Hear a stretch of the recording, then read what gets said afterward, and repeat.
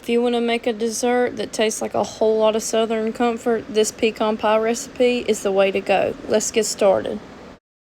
To make it easy, get you a deep dish frozen pie crust and let it sit out and thaw out for a little bit, and then preheat your oven to 400 degrees. While that's preheating, you need to go ahead and poke some holes into your pie crust after it's done thawed out a little bit.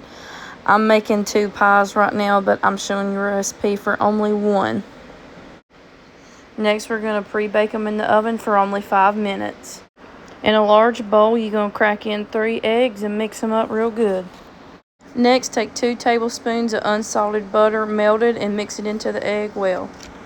Next, we're going to add in a cup of sugar. I use a half a cup of white sugar and a half a cup of dark brown sugar. That dark brown sugar gives it that southern, warm, rich, molasses-like flavor that you're going to want in your pie. And give this a good stir.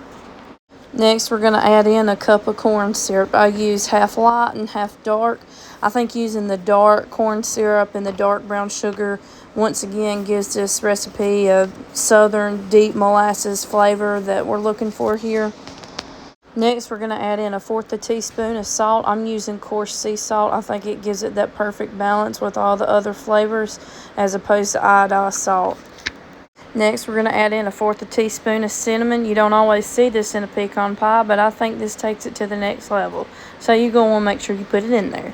Then you're going to add in 1/2 teaspoon of vanilla extract. And now for the star of the show, 1/2 teaspoon of vanilla bean paste. I think this makes my pies taste a whole lot different than they have in the past, and I'm so glad I started using this ingredient because it's really changed my pecan pie game.